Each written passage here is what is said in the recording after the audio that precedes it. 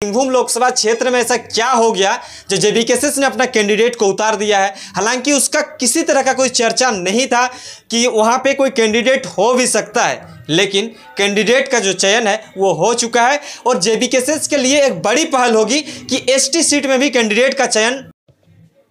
तमाम झारखंड में भी लोकसभा चुनाव को लेकर चाहे तो बीजेपी कांग्रेस हो चाहे क्षेत्रीय पार्टी अभी जो आया हुआ है झारखंड लोकतांत्रिक क्रांतिकारी मोर्चा का, एक तरह से अलग ही रणनीति तय करते हुए दिखाई पड़ रहा है। जी हाँ, आज हम लोग बात करेंगे कि लगातार आपको हम अलग अलग लोकसभा क्षेत्रों का एनालाइज करके आप तक हम पहुंचाने का कोशिश करते हैं। आज कुछ अलग लोकसभा क्षेत्र को पकड़ते हैं जहां पे कैंडिडेट जो है जेबीकेएसएस का आ चुका है। और कौन है? दामोदर हंसदा जी। दामोदर हंसदा जी जो सिंहभूम लोकसभा क्षेत्र से आते हैं और उनका कैंडिडेट का चयन जो है जेबीकेएसएस यानी कि टाइगर जयराम महतो ने कर दिया है। अब देखने लायक बात होगा कि टक्कर किन के साथ सिंहभूम लोकसभा क्षेत्र में होगा, क्योंकि झारखंड में भी लोकसभा चुनाव का माहौल एकदम सरगर्मियों पे है। सभी पार्टियों जो कह सकते हैं कि चरम सीमा का तैयारी कर रहे हैं। झारखंड में आचार संहिता लागू है, पूरी तरह से पार्टियों जो है गोपनीयता से अपने काम को कर रही हैं।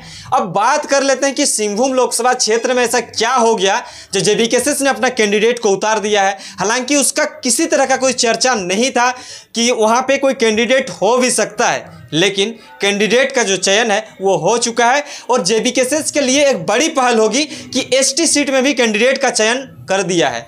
अब हम लोग बात कर रहे थे जी खूंटी लोकसभा में, खूंटी लोकसभा भी एक एसटी सीट आता था। अब वहाँ पे भी हम लोग सोच रहे थे कि यहाँ पे कोई कैंडिडेट हो, एक जाति का पार्टी बन के रह गया है। तो इस बैरियर को तोड़ने के लेकर ही जो सिंहभूम क्षेत्र आता है, सिंहभूम जो लोकसभा क्षेत्र आता है, उसमें भी कैंडिडेट का चयन किया गया है। जो दामोदर हंसदा जी को वहाँ पे लोकसभा प्रत्याशी बनाया गया है झारखंड लोकतांत्रिक क्रांतिकारी मोर्चा की तरफ से, यानी कि जेबीकेएसएस झारखंडी भाषा खतियन संघर्ष समिति की तरफ से।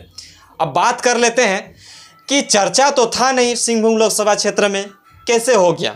अब बात करते हैं कि जेबीकेएसएस का चर्चा पूरे झारखंड में है, ये हम भी जानते हैं, आप भी जानते हैं, लेकिन लोगों का साथ जो है इनके साथ मिल रहा है। अब लोगों का साथ दूसरे पार्टियों का भी है। अब बीजेपी कांग्रेस को हम लोग नहीं छोड़ सकते हैं, क्योंकि बीजेपी कांग्रेस अपने ही जगह पे सीमित नहीं है, वो ऑल ओवर झारखंड हो एक नेशनल पार्टी है। नेशनल पार्टियों का दावेदारी कुछ अलग ही रहता है, लेकिन जेबीकेएसएस का दावेदारी इस एसटी सीट में भी होना ये बेहद ज़रूरी था और होना भी था और हो भी गया।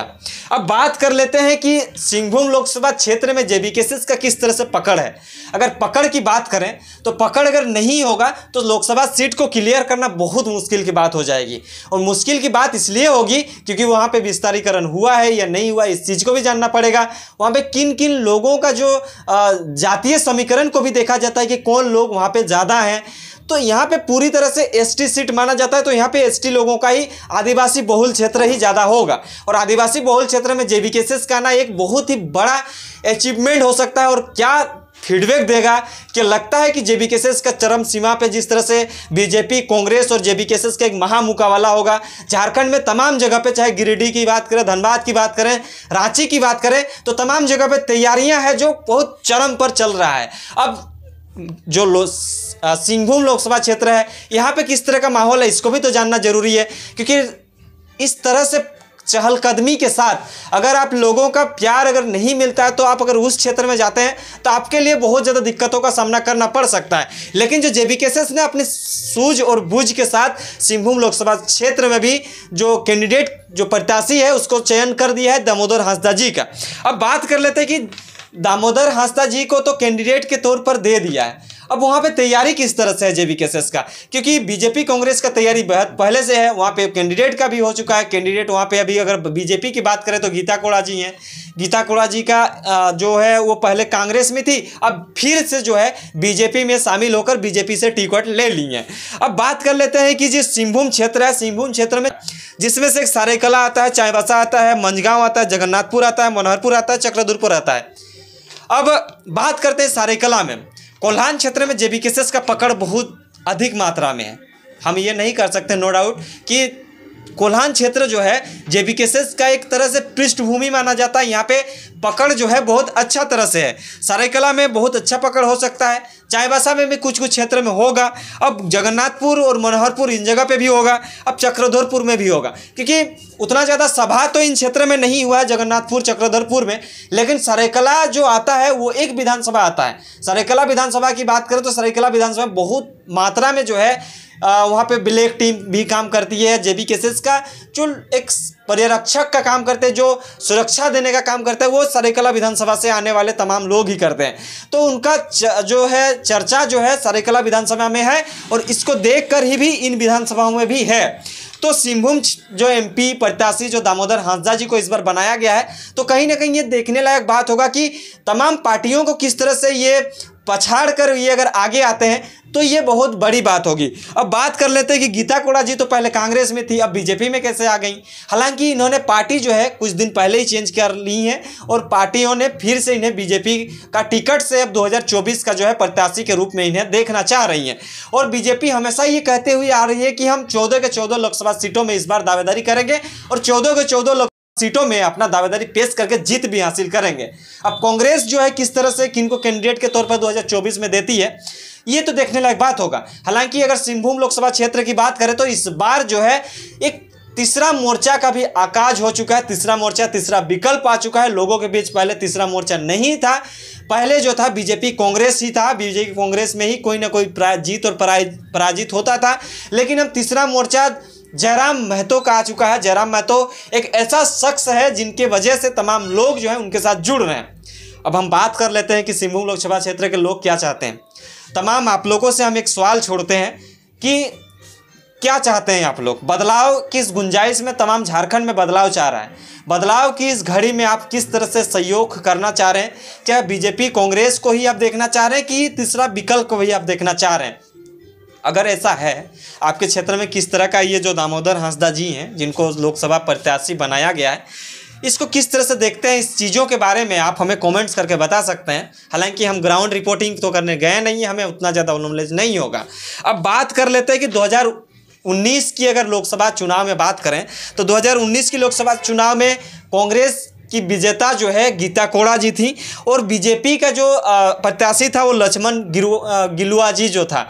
दोनों में जो एक भयावह टकराव हुआ था और टकराव के बाद जो है कांग्रेस ने जीत हासिल किया था। हालांकि कांग्रेस के पास वो सीट रहा नहीं, लास्ट समय में 2024 में ही गीता कोड़ा जी जो है बीजेपी में शामिल कर लेती हैं। अब बीजेपी में शामिल करना और जो कांग्रेस को झटका लगना एक बहुत बड़ा बात होता है। हालांकि वो कांग्रेस की विचारधारा से सहमत नहीं थी, जिस वजह से उन्होंने बीजेपी ज्वाइन कर लिया गीता कोड़ा जी ने। तो इस तरह का बात सामने आया था। हालांकि अगर उस 2019 की लोकसभा चुनाव में जिस तरह से वोटिंग हुआ था, गीता कोड़ा जी को है 4,31,815 वोट मिले थे और जिसमें से लक्ष्मण गिलुआ जो है उनको मिला था 3,59,660 वोट मिले थे। हालांकि ज़्यादा डिफरेंस नहीं था, महज 8 या 9% वोटिंग का डिफरेंस था और कांग्रेस जो है कहीं ना कहीं इसके पीछे था। अब देखने लायक बात होगा कि इस बार तीसरा मोर्चा का कोई असर दिखता है या नहीं दिखता है। क्या जयराम महतो बस हवा हवी में लोगों के साथ आ रहे हैं कि वहाँ पे भी है। झारखंड में तमाम लोग ये चाह रहे हैं कि तीसरा मोर्चा का जब आवाज हो ही चुका है तो अगर अब बीजेपी कांग्रेस को हम नहीं देखना चाहते तो तीसरा मोर्चा का कोई ना कोई कैंडिडेट होना चाहिए। अगर कैंडिडेट नहीं होगा तो आप ये क्लियर करिए कि हम किसे वोट करेंगे। तो इसलिए तमाम जगह पे लगभग आधा से अधिक लोकसभा सीटों में जो है जेबीकेएसएस अपना दावेदारी पेश कर रही है, जिसमें से बहुत सारे लोकसभा सीट है, जिसमें से गिरिडीह है, धनबाद है, कोडरमा है, हजारीबाग है और चतरा है और रांची है और भी है जो कुछ कुछ लोकसभा क्षेत्र आता है और जैसे सिंहभूम क्षेत्र आता है इसमें भी है। तो ये सब चीज़ों को देखने लायक बात होगा। हालांकि आप लोग हमें कमेंट्स करके बताइए, हम ज़्यादा इस वीडियो में आप लोगों को डीपली नहीं बताने की कोशिश की है। हालांकि दामोदर हांसदा जी का उस क्षेत्र में किस तरह का पकड़ है ये भी आप हमें कमेंट्स करके